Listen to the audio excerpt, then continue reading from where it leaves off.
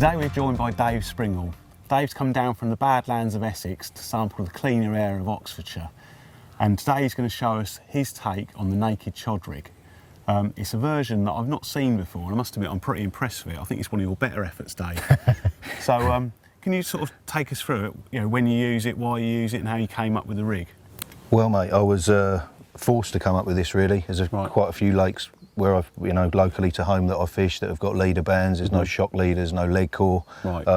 So naked chods, fishing straight through has become commonplace really. So I needed to try and come up with something that was going to work near on as good off the line as I could get it to work off the lead core. So you still got the advantages of the chod rig, but obviously without the lead core. That's so right. You just got to compromise a little bit. That's it, yeah. So let's start at the lead end and work our way through the rig. Okay, start this end. The lead, I like to use the smallest lead I can get away with. Right. Most of the lakes close to home are pretty small, so I'm never really casting more than 50, 60 yards. So I've got a 1 1/4 ounce square lead on there. Yeah. And then that's attached to a mini clip link, Right. just in case in the event of needing a bigger lead, if I do need to cast a bit further into the wind. And that's all concealed with a trimmed down helicopter sleeve. Yeah, nice and Just neat. neaten it off. And then what I've done here is I've made like a boom section. It's generally about 12 to 14 inches long. Right. And that's constructed from soft ghost fluorocarbon in 18 pound. Right. So it's very, very strong.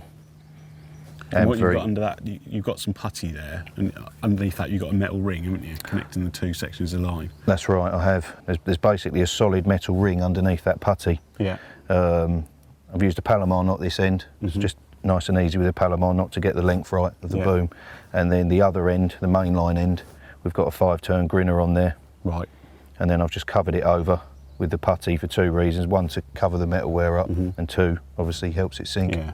Okay, Dave, so getting back to this long boom, I mean, on a conventional chod rig, generally you'd have 2 or 3 inches of silicone tube separating the actual rig and the lead. Why have you gone with, a long mono boom on this rig? Well, 2 reasons really. First one is to keep the hook away from the lead on the cast. Right. I don't want the hook point bashing into the lead. Yeah. I've actually seen some people that have cast with those silicone booms and the hook's got caught in the silicone on the cast. Right. But the main reason really is to prevent hook pulls. Yeah. Okay, so a lot of people seem to complain that they lose fish on the chod rig when they're playing it, and I think what happens is that the hook slides right down close to the lead.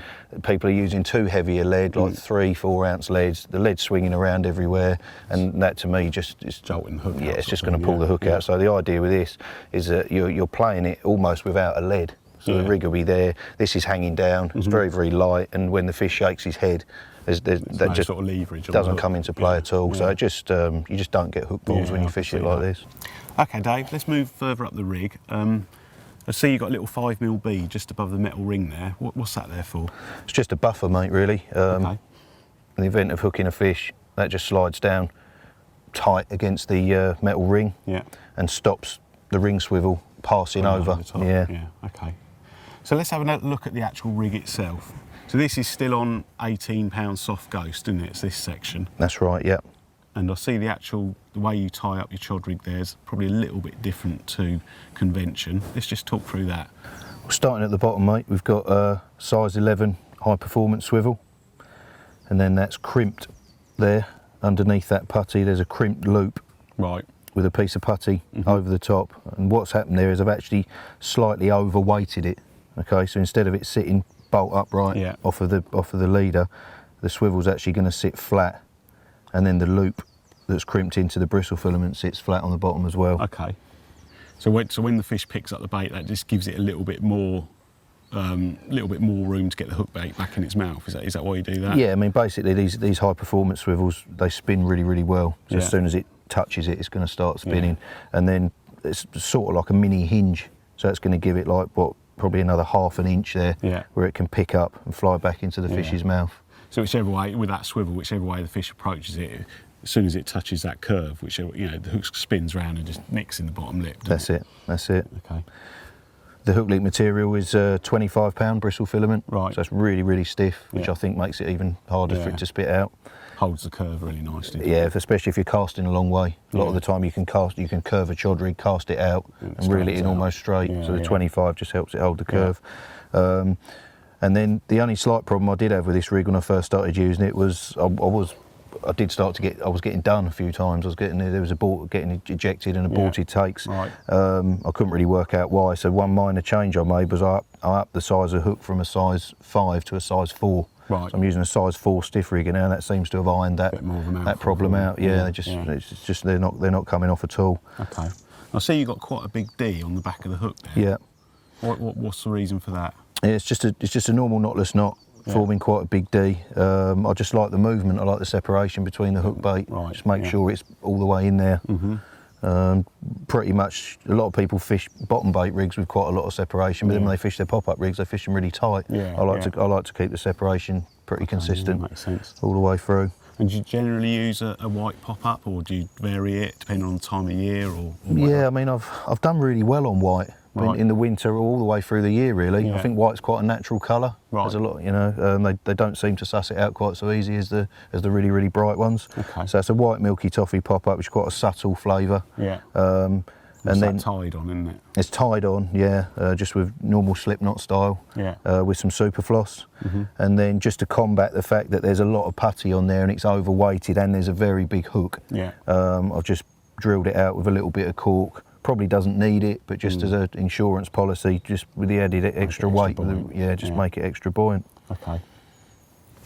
So that's the rig covered then, Dave. So you fish that free running on quite a long length of fluorocarbon connected to the main line. What sort of length generally do you fish with your fluorocarbon leader? Well, in total it's about 7 feet.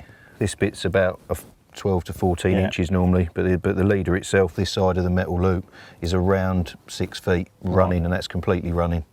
And you can't actually see the leader knot, but you've got it covered up with a bit of tungsten putty and a bead over the top. Why'd you do that? It looks quite neat. Yeah, I mean, it's a couple of reasons. One's mainly for safety. What I've done there is just tied a back-to-back grinner from the main line to the fluoro leader, covered it in putty. The putty, first of all, just helps the back end of the leader sink nice and quickly, and then that tapered bead is just, it's almost sort of squashed onto the putty with just enough. So a little interference fit. Yeah, just a tiny little interference fit, just enough to stop the pop-up and the rig coming off on the cast. Won't come off on the cast. Won't come off on the cast. If you crack off and a fish gets snagged up, it's going to pop off. Literally just falls off. It's going to be wet as well once it's in the water, so it comes off really, really easy. Yeah, brilliant, mate. So that's connected to your usual 18-pound synchro, as you say, back-to-back grinner. So it looks like a really nice setup, mate. So what have you caught on it? I've used this rig so much in the last few years. I've caught a lot of fish. I've probably caught more fish on this rig than any other rig that I use. I've had mirrors to just under 46 pounds. I've had commons. I had a common this year, 41.10 at the beginning of the year, and countless 30-pounders, 20-pounders, everything really. Anywhere where I'm fishing over a spread of boilies, which is generally how I fish, and there's a leader band, or the water's particularly clear or shallow, or I'm fishing like a harder area where a shorter, less obvious pop-up's going to work, I'll be using this. Brilliant. Well, that looks like a brilliant setup to me, and it obviously catches quite a lot of big fish for Dave, so definitely worth giving a go, especially this winter.